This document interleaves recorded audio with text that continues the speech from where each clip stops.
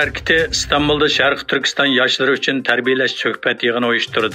2 günlük muhakeme yığınida Xitoyning irqiy qirg'inchilik siyosatiga qarshi faoliyatlar to'g'risida tarbiya berildi. Ma'lum bo'lishicha, Uyg'ur hareketining 11 martdan 12 martgacha İstanbulda Şarkı Türkistan yaşları için uyushtirgan faoliyat va axborot tarbiyasi to'g'risidagi söhbət yığını yoshlarning zo'r qiziqishini qo'zg'agan bo'lib, ko'p sonda yosh ishtirok qilgan. Yığında taratqular orqali Xitoyning Sharq Turkistondagi irqiy qirg'inchilik siyosatini e'lon qilish va ommaning tonishini oshirish usullari muzokara qilingan. 2 kunlik muhokama yig'inida Turkiya va chet ellardan kelgan akademiklar, tajribalik faoliyatchilar va jurnalistlar Uyg'ur yoshlariga leksiya so'zlab, unumli axborot xizmati orqali irqiy qirg'inchilikni tashviq qilish va to'xtatish yo'llarini muzokara qilgan.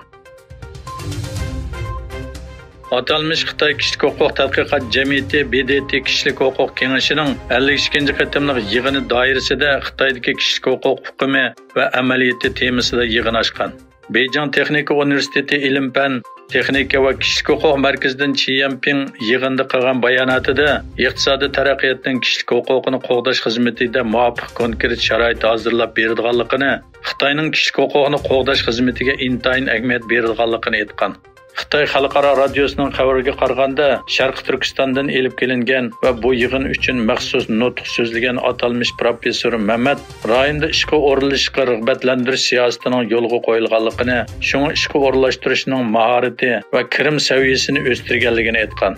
Shu kuni Xitoyning yolg'on tashviqoti davom qilayotganda, Birlashgan Davlatlar Tashkiloti Kishilik huquq oliy komissari Volker Turk Sharq Turkistondagi xohlagancha tutib turish va oilalarni parchalash qatorliq og'ir andishlarning hujjatga ilinganligini ta'kidlab, konkret iz qo'g'lashga chaqirgan edi. Rossiya Davlat Mudofaa ministri Sergey Shoygu o'z davlati bilan Xitoyning munosabatining misli ko'rilmagan yuqori saviyaga yetganligini bayon qildi. Rossiya Davlat Mudofaa ministrligining bayonotiga qaraganda, Shoygu telegramma evatib, Xitoy Davlat Mudofaa ministrligiga tayinlangan Li Shangfoni va muavin raislikka tayinlangan Xitoy Xalq ozodlik armiyasining generali Kang Yusha va general Xai Weidongni tabriklagan. Angliya bosh ministri Rishi Sunak Xitoyning dunyo tartibiga xiris qilayotganligini, Angliyaning hushyorlikni o'stirish kerak ekanligini aytdi. Avstraliya, Amerika, Angliya o'rtasidagi AUKUS bexatarlik kelishimining tafsilotini muzokara qilish uchun Amerikada turayotgan Sunak taratqularning ziyoratini qabul qilganda yuqorqi so'zni qilgan. Yaqin sonliq ma'lumotlarda aytilishicha, Angliya davlat ishchi ishlab chiqarish umumiy qimmatining 2%ni mudofaa ishlariga sarf qilgan. Sunak so'zini davomlashtirib mundaq dedi: Xitoy bizning qimmat qarashimizga o'xshamaydigan, dunyo tartibiga qiris qiladigan davlat.